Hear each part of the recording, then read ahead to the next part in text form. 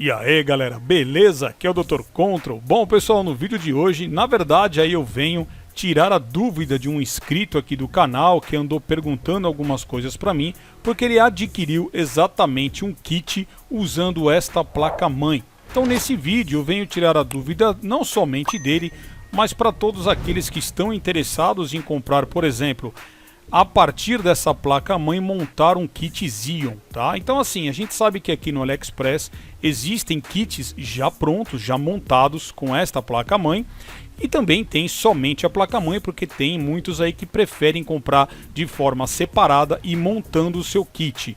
Porém, pessoal, a dúvida é a seguinte: será que os kits que já vêm montados com esta placa-mãe, e não somente com esse modelo, mas tantos outros que a gente tem aqui no AliExpress, será que são realmente o melhor kit para você comprar? Não sei. Porque, pessoal, aquilo que eu sempre costumo dizer, né?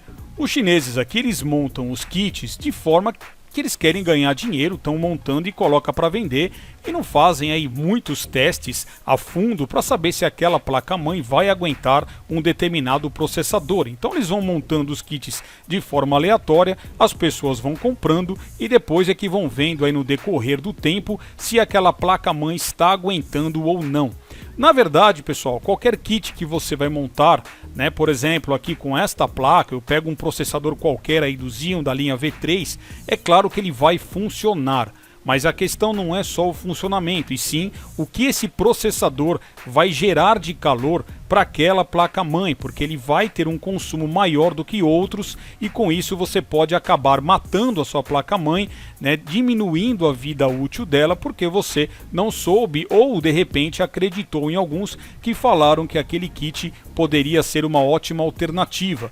Então é isso que eu vim aqui, pessoal, conversar com vocês. Então vamos fazer aqui, pessoal, uma breve análise desta placa. Ela é sim, inicialmente uma placa bonita, é uma placa que já pegou bastante aqui no AliExpress, muitas pessoas compraram, estão felizes com ela até hoje, e realmente sim, ela é uma placa-mãe de bom custo-benefício. Apesar de eu nunca ter comprado este modelo, mas já comprei tantos outros que se parecem muito, até porque muitas placas-mães têm aqui a mesma estrutura, tem a mesma topologia, mas o que muda só é um detalhe ou outro, tá?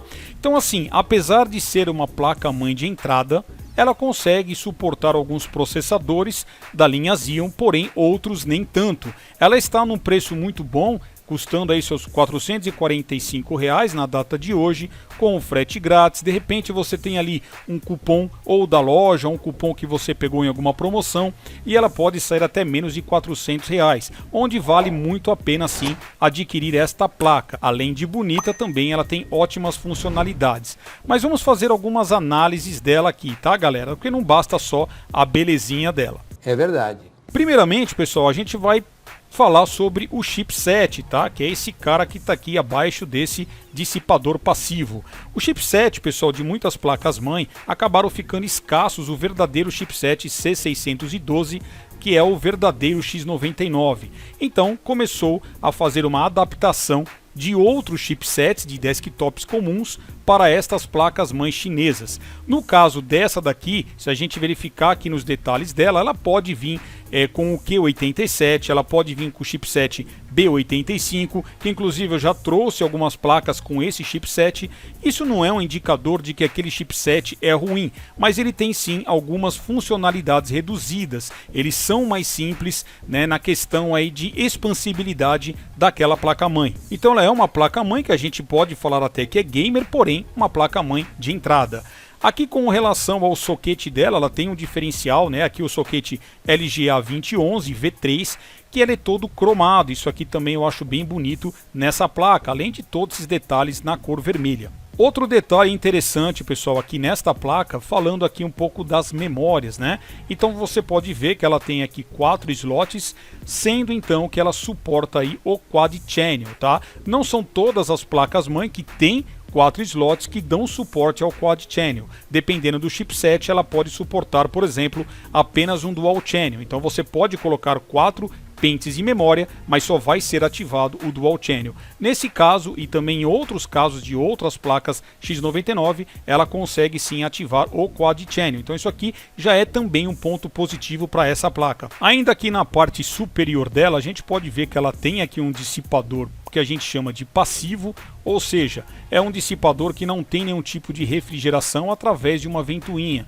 como é o caso de outras placas-mães mais robustas, como o caso aí da X99 F8, que é uma que eu uso atualmente, né, já estou usando há um bom tempo, e ela sim realmente tem aí uma qualidade de construção um pouco mais robusta, que suporta processadores um pouco mais esquentadinhos, que tem um consumo maior de energia. E com isso, pessoal, a gente sabe que nessa placa-mãe aqui, alguns processadores não vão se dar muito bem, apesar de funcionarem como eu disse. Então ela conta aqui com 6 MOSFETs de alta e 6 MOSFETs de baixa.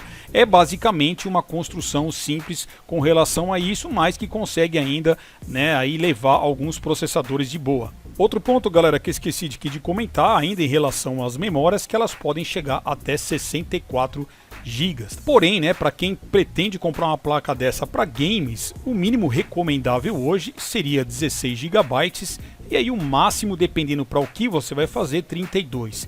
Acima disso já vai ser algo mais específico para alguns trabalhos mais pesados de render, entre outros, tá? Mas o mínimo recomendável, claro, é você fazer um parzinho aqui de 8 GB cada um, né? Claro, totalizando 16, para você já ativar o Dual Channel. E se você puder ativar o Quad Channel comprando 4 pentes, melhor ainda, né? Para somar os 16 ou até mesmo um pouco mais. Essa placa-mãe, pessoal, olhando um pouquinho aqui mais para baixo, a gente pode ver que ela tem aqui um slot X1, um X16 e mais um X1 aqui na parte de baixo. Ela conta também aqui com uma porta M2 SATA e uma M2 NVMe. Lembrando, pessoal, que como os processadores Xeons aqui da linha V3 trabalham aí com as suas 40 linhas, que é bastante coisa, então você pode fazer um bom aproveitamento dessas 40 linhas compartilhando diretamente esses slots com o processador. Então a gente pode dizer que esse X1, esse aqui que é o slot X16, onde vai conectado aí a sua placa de vídeo, e aqui também o NVMe M2, eles estão conectados diretamente ao processador. Tem mais um X1 aqui embaixo, que provavelmente esse cara é conectado ao PCH da placa. Ele tem ainda também, pessoal, uma conexão para você colocar aqueles Wi-Fi do tipo NG-FF. Particularmente eu nunca comprei nenhum desse, mas a maioria dessas placas-mãe aqui X99 dão suporte a esse tipo de conexão. Outro detalhe, pessoal, se você pretende fazer um Lock Turbo Boost, que inclusive eu tenho um vídeo aqui no canal que eu gravei recentemente, como você faz um Lock Turbo Boost nessas placas de forma manual, até para você não ter nenhum tipo de risco de bricar aí a sua BIOS da placa-mãe. Existem alguns métodos, tá? Mas o manual é o que eu mais indico. Por quê, pessoal? Porque é um método que você vai sim correr menos risco do que você fazer por outros métodos aí. Essa placa-mãe, galera, assim como outros modelos X99, algumas têm um sério problema de não resetar o BIOS, tá? Com a BIOS original que já vem nessas placas. Então, ao fazer já um Lock Turbo Boost, você pode usar um BIOS que é bastante recomendado para esta placa. Seria ou você usar, claro, o próprio BIOS dela para fazer um Lock Turbo Boost, ou você pode colocar o BIOS da 8MF, que é um outro modelo de placa-mãe, que pode sim resolver esse problema do não reset, tá? Porque, como eu disse, esse BIOS original ele acaba não resetando o BIOS caso você tenha algum problema. Então, quando você substitui o BIOS pelo modelo da 8MF, esse problema poderá ser sanado, assim como outras placas-mãe. Mas lembrando que fazer um Lock Turbo Boost vai elevar a frequência do processador que você vai escolher, e com isso, claro, ele pode aí aquecer um pouco mais. Agora, se você fizer e já contrabalancear com um undervolt, aí você consegue chegar numa estabilidade legal. Você entendeu, velho? Com relação, pessoal, aqui o painel traseiro, né, desta placa, vamos pegar aqui uma outra ilustração, né? Aqui a gente pode ver que ela tem conectores ainda PS2, não sei se alguém ainda usa isso, para teclado e mouse. Ela conta aqui com 4 portas USB 2.0, 2 3.0, uma porta Gigabit e aqui a unidade de áudio, pessoal, que a maioria dessas placas, isso daqui é algo que é bem fraquinho. Ela usa um codec aí, o ALC662, que ele é mais antiguinho, ele tem aí alguns probleminhas, não é lá grande coisa, então não esperem muito dessas interfaces aqui de áudio dessas placas-mães chinesas. Então, pessoal, assim, qual que seria, né? Vamos dizer aí, qual que seria um kit legal para montar com esta placa? Qual seria o melhor Xeon? Eu indicaria até o 2640 V3, tá? Porque ele tem um bom número já de núcleos e também tem aí clocks legais. Eu vejo que às vezes a galera acaba comprando processadores com muito núcleos, acima de 12 núcleos, para jogos. Isso não é o legal, tá? Então você precisa ver muito bem se você vai usar uma plataforma para multitarefas, se o teu foco é mais para trabalho do dia a dia, trabalho pesado, ou se é para jogos, ou ambos. Se for para ambos, você tem que saber equilibrar para que você não tenha aí perda de desempenho. Por isso que às vezes em alguns casos é legal que você faça um Lock Turbo Boost para você ganhar um pouquinho a mais de frequência. Mas eu separei aqui, pessoal, né, esse kit aqui, por exemplo, ó, seria o mais ideal para esta placa. Esse aqui vem com o 2640 V3, que está saindo aqui a R$ 761, dois pentes de 8 GB. Um ótimo kit para quem quer jogar. Esse processador, ele não consome tanto assim. Inclusive aqui, ó, deixei separado aqui no site da Arc Intel. A gente pode ver que ele é um processador que tem seus 8 núcleos e 16 threads. Ele tem uma frequência base de 2.6 e já no Turbo Boost ele pode chegar a 3.4, que é sim uma boa frequência para jogos. Então digamos que ele tem uma boa quantidade de núcleos e threads aqui para multitarefas, para seus trabalhos, e ao mesmo tempo ele também trabalha com uma boa frequência para jogos. E já o TDP dele, ó, seria já muito bom, muito ideal para essa placa RS9. Ele consome até um pico máximo de 90 watts. Pessoal, sempre lembrando que esse valor aqui, 90 watts, é o pico que ele pode chegar quando tiver em estresse total. Isso não significa que você vai sempre estar a 90 watts, claro que não. Principalmente quando você estiver jogando. Às vezes isso aqui não chega nem na metade. E é claro que é sempre bom também você ter um bom sistema de refrigeração na sua máquina. Mas esse daqui é um TDP relativamente baixo que essa placa suportaria de boa. Então o 2640 V3 para essa placa-mãe seria sim o melhor processador, tá? Dele para baixo, com certeza você pode usar tranquilamente, né? Às vezes você não quer comprar o 2640, você já comprou esse kit com o 2620 V3 e se você fez ali um lockzinho nele, você já consegue rodar muitos jogos, mesmo que ele tenha frequência um pouco mais baixa do que esse. Então se você pretende migrar para quem tem o 2620, a ideia que eu dou para vocês é que vocês pulem para o 2640 V3. Esse kit aqui também, pessoal, tem algumas montagens aqui com a ERS9 que vem com o 2650 V3. Eu deixei também aqui separado. Se a gente analisar aqui o 2650 V3, veja que ele já pula para 10 núcleos e 20 threads. Até aí até que tudo bem. Porém o clock base dele aqui, ó, já cai um pouco, é 2.3 e ele tem um Turbo Max de 3 GHz, coisa que o 2640 já conseguiria muito mais no clock máximo e também com menos núcleos. Então veja que aqui a diferença, pessoal, já é um pouco maior do 2640 para o 2650. E a questão do consumo dele, ó, é de 105 watts.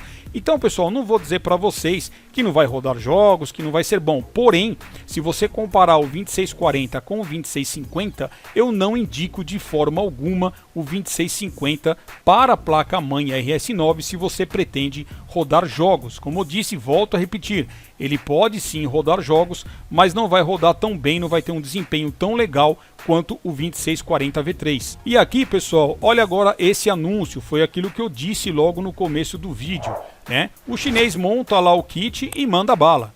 Assim, vai rodar, pessoal, o 2666 V3? Claro que vai rodar, você vai conseguir jogar. Inclusive, o 2640 e o 2666 V3 são os dois processadores da linha Xeon melhor para jogos, pelo número de núcleos, pela frequência. Só que esse cara aqui já não é tão legal para esta placa-mãe, porque ele consome 135 watts. Como eu disse, não vai ser ali o 135 cravado, mas se você usar algumas aplicações aí mais pesadas que vão ficar consumindo em tempo maior esse TDP desse processador de 135, esse dissipador aqui talvez vai aquecer demais, os componentes aqui ficarão muito mais quentes, ocasionando um desgaste maior. É aquilo que eu disse, ele pode funcionar, mas vai ter um desgaste maior, reduzindo o tempo de vida útil. Então não é uma placa-mãe afeita para esse tipo de processador, apesar de funcionar,